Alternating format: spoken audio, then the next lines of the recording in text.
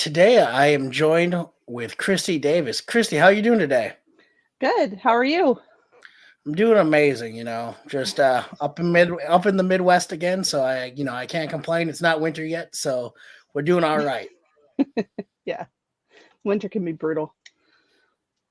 So, Christy, let's just jump into this. I want to learn a little bit more about your story, that comic book issue number 1, that origin story. Who are you and where are you from? Oh my gosh, there's a lot there.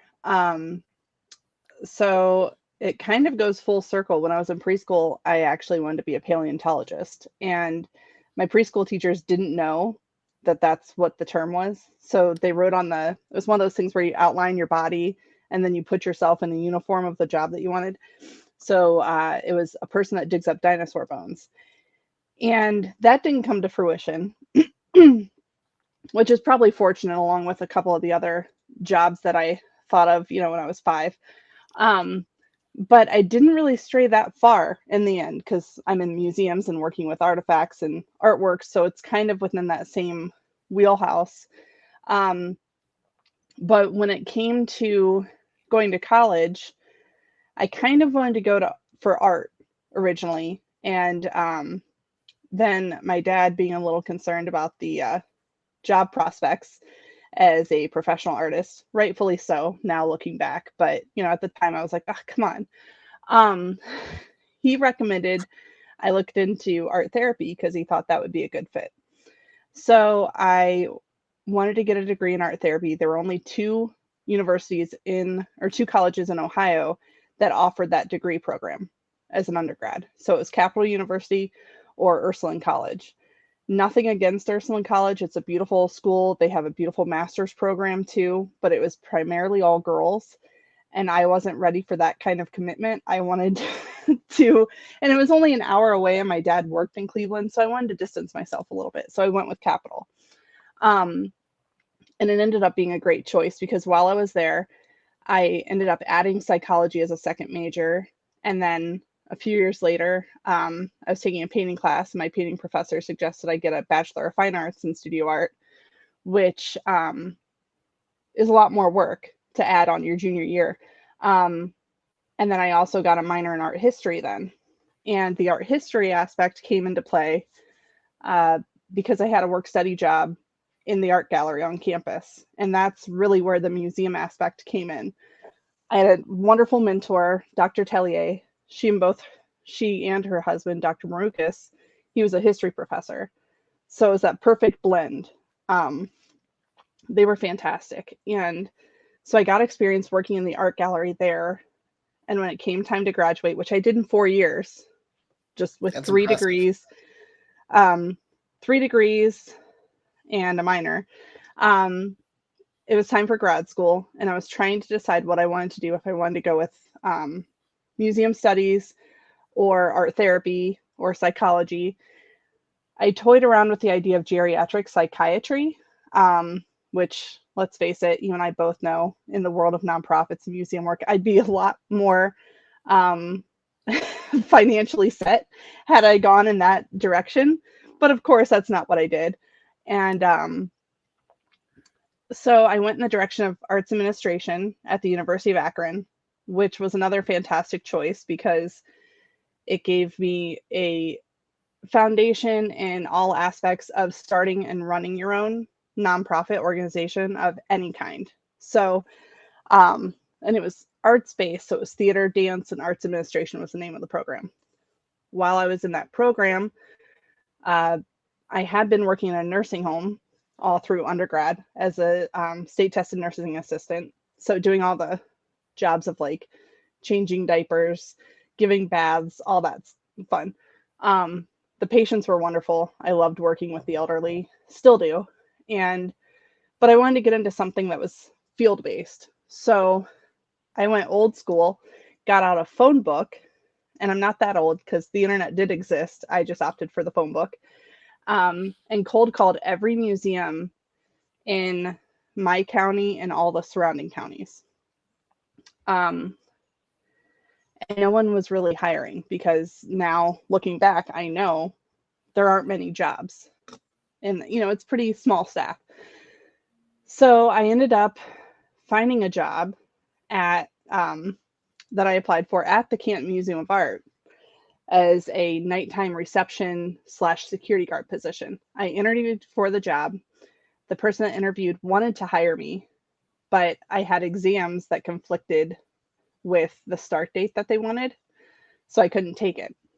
I was dressed up from that interview, so I decided, oh, what the heck? Drove 5 minutes up the road to the Hall of Fame, where the ticket sales for the Hall of Fame game that year had just gone on sale.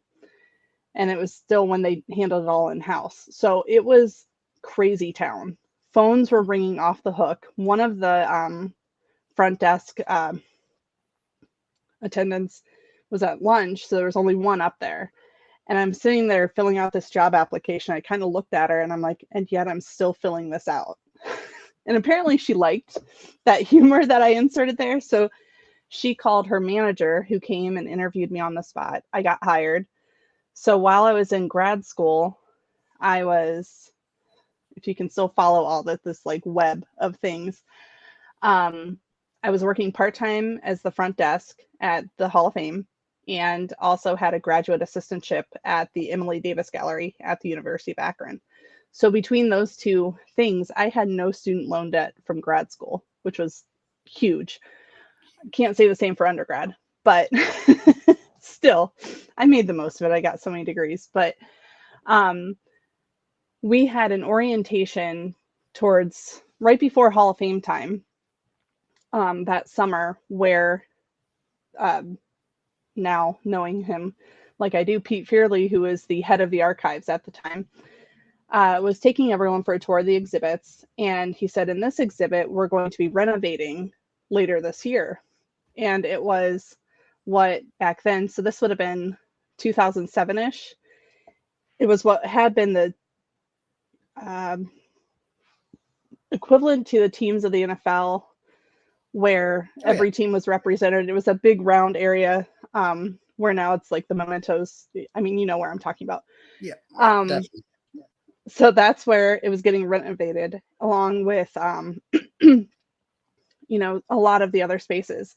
So I saw him later that day, and we were in the mail room, and I was like, hey, if you need any volunteers to help with any of those renovations, this is what I'm going to school for. And he told me I'd have to talk to Joe Horrigan. Little did I know, this was when Joe was going through, I forget if it was like, it was one of his phases of coffee addiction. He was standing behind me getting coffee, and he goes, so what are you going to school for? So I took full advantage of the moment, gave him my whole resume, heard nothing more of it. I went, you know, I was going back to school year started back, and I get this random email in November saying, hey, are you still interested? We have a position that just opened up, and as a collections assistant. And I was like, yes, absolutely. So I got my foot in the door as the frontline reception, first person people saw, then transitioned to the basement where nobody sees you.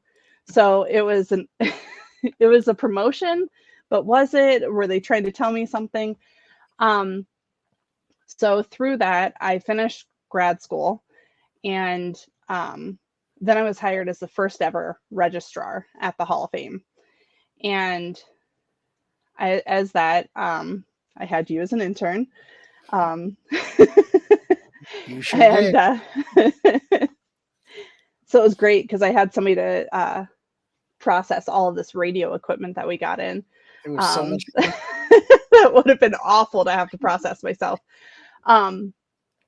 But I stayed there, and then during the summers, I ran the media center, which, I mean, you helped with, you know, the chaos that involves. And so in 2019, I got a call from another friend in the field, and he mentioned to me that the curator at the Canton Museum of Art was thinking of retiring. And I'm like, well, but she's not yet. I'm not going to I'm not going to be proactive on that because I don't want to feel gross going after somebody's job when they're still there. So I eventually applied for the job because he called me back again and said, hey, she said they're going to post the job tomorrow. So I'm like, okay, I'll email right now. Um, and so even though I had originally interviewed to work at the art museum, that was my first choice way back when, I finally found my way back, and I'm now the curator of exhibitions. So that's why I say it's like a long roundabout story to get to how I am where I am. Christy, it really is full circle. I love that you mentioned that.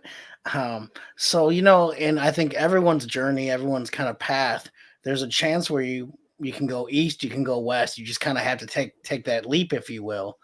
Can you think of a time where you did that? I think you might have already shared a couple of those moments in maybe your career that you kind of made a decision and just didn't know the outcome, but went for it anyway.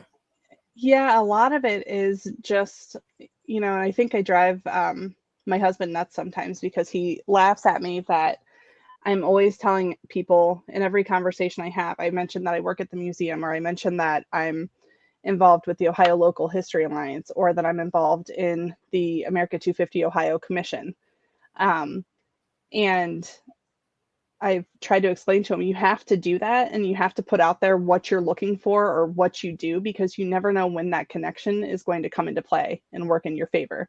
So I might get repetitive to him because he's with me, but again, like, you never know. Somebody might know somebody or have some role that really can help in some way. So I couldn't agree more. I think it's so much putting it out there in the universe.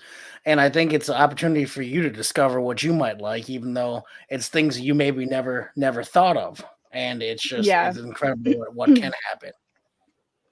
Yeah, I guess another example of that too is that in 2014, so this was before you, I had the opportunity to actually curate an exhibit at the Pro Football Hall of Fame. And it was an exhibit of artwork by Ernie Barnes, who I was somewhat familiar with because we had a print from his in the collection. Um, but I didn't know much more than that. And so I was given a book about his career and everything about him, and it was fantastic.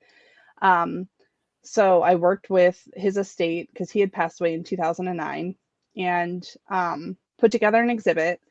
And his wife and the I forget what her title was then. She was the director of his family trust, basically. They came out and they were in love with the exhibit. They said that I did a fantastic job, and they were coming from LA, and they also had stated that a lot of times they'd come out and then they'd have to tell people, oh, you have to move this, or we don't like this here. But they liked the way that it was set up. And that was really cool because it was the first thing I was able to take a leadership role in at the hall, because I wasn't a football historian. I wasn't, I had an art background, and with museum care and object handling, everything's kind of universal. But with the football history part, that's where I was a little weaker. But this was me doing my thing. So when I left the museum, the Hall of Fame, in 2019, I was trying to decide who should I email and let them know that I'm leaving. And they were one of them that I'm like, oh, why not? I'll just mention it. So then from that, we've kept in contact. It's almost a decade later. And I just got back from a weekend of celebrating Ernie on what would have been his 85th birthday. And it was a tremendous weekend, awesome event. And one of those things where, had all the things not happened that have happened, this would have never been a thing. So again, everything happens when it's supposed to happen for a reason. And, like you say, trust the process. I know we've had that in text message exchanges many times over. So Ab- 100%. Absolutely, Christy. It's one of those things where I think also with museums, you've learned, as you know, and as people learn, it's such a small network. It's absolutely incredible. I mean, of course, Hall of Fames, but I think museums in general, you've either heard of the name before, or if you hear someone that is in the museum field, I feel like there's always that desire to help people out, which is something I think is Yeah. really cool. And I don't know if you see it across I know you don't see it across every profession, but I think with museums, there's always finding ways where you can add value and just help people. Yeah. And I've been involved with organizations along the way. Like I mentioned, the Local History Alliance, and the Ohio Museum Association, and America 250 Ohio Commission. And through doing those things, your network just grows tremendously. And it's one of those things at this point where I'm not sure that there's a museum in Ohio I could go to where I don't have like a degree of separation at most from a member of the staff. So, and that's something, like you said, you don't find everywhere, and it's really powerful. So, Yeah, it's great. And I just think about, when the job at the College Football Hall of Fame came about, you reached out to me. I think I applied that day. I think I was one of the first applicants once I heard it was out. And as you know, that was a little bit of a longer journey, but it was still, that opportunity that I ended up taking and moving down to Atlanta and spending 4 years down there. And, so much of that was being at the Pro Hall, which was, yeah. just such a great experience. Yeah, there's a lot of things that I took away, even from um, running the media center and having that frontline experience that is great now because I'm doing television interviews, podcasts, radio, whatever it may be. I'm so much more comfortable doing that and presenting because of the experiences I had there that I wouldn't have had at some of these other smaller museums because it just doesn't present itself so abundantly. But yeah, so even though football wasn't my, you know, blood passion, there were definitely experiences there that I wouldn't have gotten anywhere else and have really served me well throughout my career. Chrissy, I love that you said that. It's one of those things I think we just keep as we go to different museums, you just kind of keep adding new, I guess, abilities to your tool belt, if you will, that help. And you just don't always see how they're going to help maybe immediately, but down the road. I always mention when I was teaching, working on those soft people skills, being able to, if you can get up in front of a room of students, you can pretty much talk to anyone at this point. And so it's just one of those things that I think always continue to build and work on your skills and learning new skills too. I had a coworker mention to me at one point that to be careful about being a jack of all trades, because another thing that I like to do is accumulate skills and try all kinds of new things. And I was becoming a personal trainer at the time.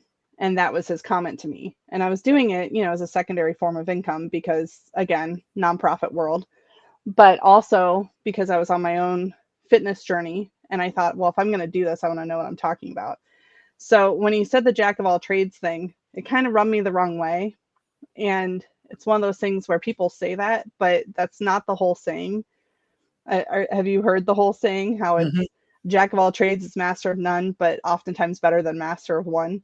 So I think, especially in the museum field, you embrace that whether you want to or not, because a lot of times you're wearing multiple hats at one time. Um, but, you know, I've had the flexibility to be a museum professional, personal trainer, coach, parent, you know, all these things. So it's been fantastic. Chrissy, I love that. So, title of the podcast, Into the Unknown. What is your version of Into the Unknown? What are you stepping into that's new, exciting, and you're just looking forward to? Oh, I mean, there's something new every day. It's really hard to say. You might have me stumped. I feel like it's just every day is a new experience and you never know what's going to happen. And you just have to adapt. And I mean, COVID showed us that. I think that's why I don't know what to say as far as into the unknown, because I don't want to take a guess because I don't want to jinx anything. Um, so just new experiences, new networking, and people and connections. Chrissy, I love that. So, if there's any young museum professionals out there, people are just curious more about what you do. Are you on social media? Is there anywhere people can find you? I am. Probably the easiest, if they're wanting to know more on a professional level, would be through LinkedIn. And you can find me on there. Awesome. Well, Chrissy, thank you so much for taking the time to talk with me today. I really appreciate it. And I look forward to seeing what you got next. Yeah, same to you.